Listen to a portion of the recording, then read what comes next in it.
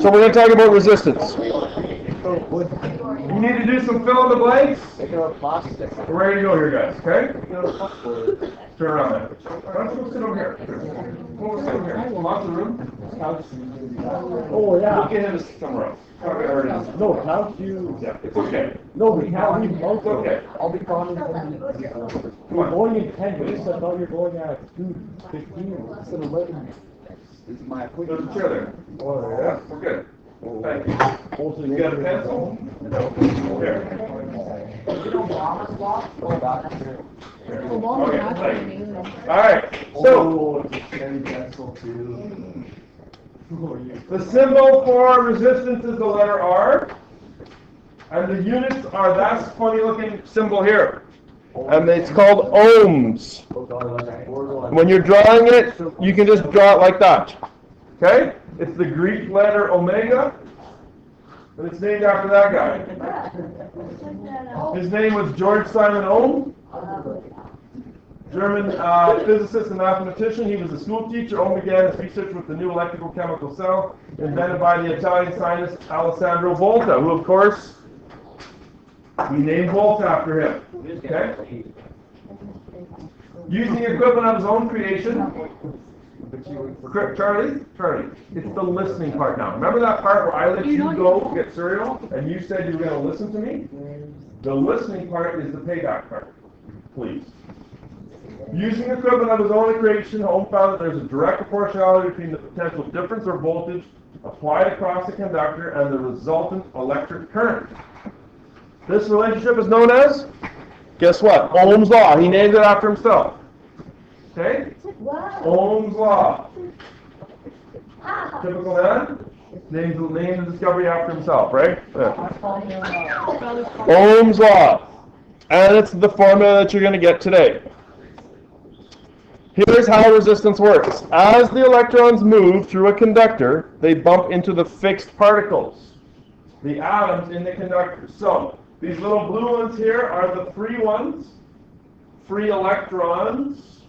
And these are the nuclei of the copper atoms. They are stuck in place. Okay? Imagine that you're trying to get through the mall at Christmas time. And all of these things are the people standing around doing nothing, right? It's very crowded. It's hard to move. Okay? So the resistance is... No, I'll keep it ready. Thank you very much. Okay? The resistance is that resistance to the flow of electrons as they bump into them. As they bump into them, they give off energy in the form of heat and light. The more resistance, you asked about a 100-watt light bulb, which has more resistance, a 100-watt light bulb or a 60-watt light bulb? 100. Why? More watts. Gives off more light. The more resistance, the more light, the more heat. When they bump into the atoms, the electrons slow down and give up their energy as heat and light. So there they are there, the little yellow dudes, right? They give off heat and light as they bump. Okay? Good. Anyway, there's time. I need to listen and learn, you guys, okay? You're here to learn for like 20 minutes. Listen. Joel, you good? Okay, so the little electron dudes are bumping into the atoms and they give off heat and light. This opposition to the flow of electrons is called resistance. That is your definition. You have a seat back here. Oh wow, I'm going to ask one. You ready for that? Thank you so much. Why did it take you so long to get a... Will you text him and ask him for another bowl of cereal? Alright. You text him and ask him for another bowl of cereal? You should totally bring me one. Yeah, what's that? Oh, you should go down and grab me one. Chris, you did. What do I put here? Okay, Brandon, please don't disrupt the rest of us. You got more cereal? Okay, Mason, I'm still trying to continue here. So, Ohm's law is right here. The current in a wire, I, is equal to the voltage divided by the resistance. That's what Ohm came up with. The current in a wire is equal to the voltage divided by the resistance. There it is there in words. There it is there in letters. I equals V over R. I equals V over R. And the units. Current is measured in amps. Voltage is measured in volts. Resistance is measured in ohms. Okay, so it's one more formula for you to add to your yellow sheet list.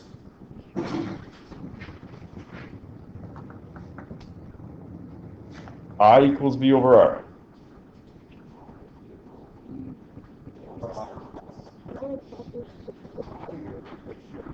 Can we rearrange that for V and R?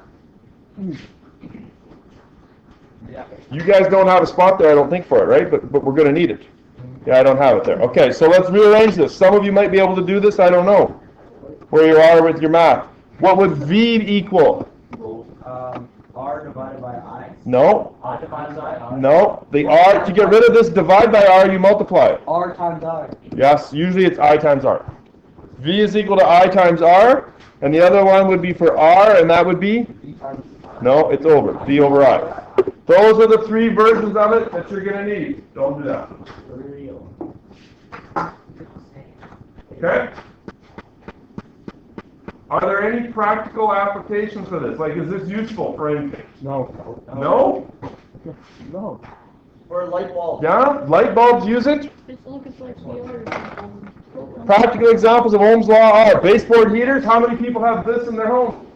Something like that. I did. Some people still do, yes. Right? Baseboard heaters. It looks like basically a coat hanger wire in there, right? Chris, still the learning phase here. Remember how I let these guys go? I need that payback. I haven't fully paid back yet. How much you been paid back? About half. Oh. Since Brandon went and got more cereal, I need even more. So about a quarter. So things like baseboard heaters, electric frying pans for making grilled cheese, toasters for making your toast in the morning, light bulbs, all of those things use resistance. The heater consumes power producing heat for warmth. The frying pan consumes power producing heat, so on and so on and so on. All of those things use resistance. There's the light bulb. Okay? Inside the light bulb, what do they call that little bit there? Anyone know? You guys might not even know.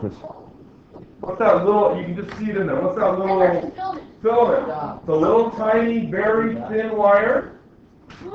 It's 60 watts. A 100-watt light bulb, we've already said, has more resistance. Would the wire be thinner or thicker? Thinner. Thinner. I said it first. Which one? Thinner. Why thinner? So it can run through faster. Yeah.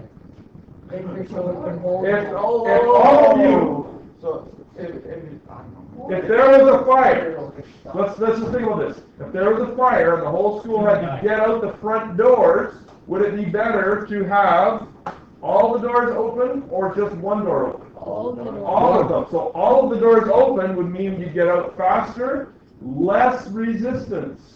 If there was only one door open, would there be a lot of heat and energy and friction? Yes. Yes, there would be maybe even tramplings as people tried to get out.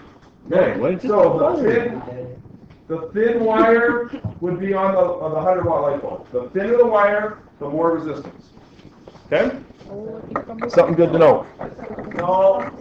Okay, I got it. here's an example. Okay? Let's read this and see if we can identify what we know here. A toaster has a resistance of 100 ohms. If the potential difference, that's the voltage, in an outlet is 120, calculate the current. So I know R is 100. I want you writing down the givens. Do you have that example? Yes, you do. Yes, you do. What's R? R stands for resistance. This one here is the R. The potential difference is 120 volts. That's my V. Calculate the current. So we are solving for I. Okay? Write down the givens. What's the formula for I? I is V over R. I is V over R, exactly. So I equals V over R, write the formula. Right underneath it, V is 120, R 100. Some of you might be able to do that in your head. 1.2 what? Amps. 1.2 amps. Every device at home will have an amperage rating on it. If you flip your toaster over, first of all, you're going to get crumbs all over the place. Your mom's going to yell at you. But on the bottom, it will likely show a little sticker or a black sort of area, and it'll give you the rating on it. Is there a whole station that we can check? Oh, Okay. we still didn't do that battery thing. Maybe we'll have time today. Let's test the voltage difference. Let me finish this last one here. Joel. For what? For, ohms is the unit. Resistance is what you're measuring, and it's measured in ohms. Here's example number 2. Now this one's a little harder. It's actually a 2-step problem. It's kind of like the country version.